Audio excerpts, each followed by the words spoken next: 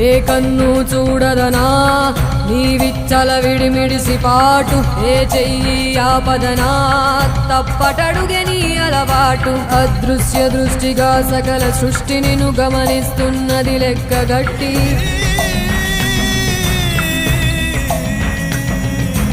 ఎంత బతుకు నీదెంత బతుకువో గుప్పెడు మెతుకుల కడుపు కొరకు ఎన్నాటలు వేటలు అవసరమా మనుజా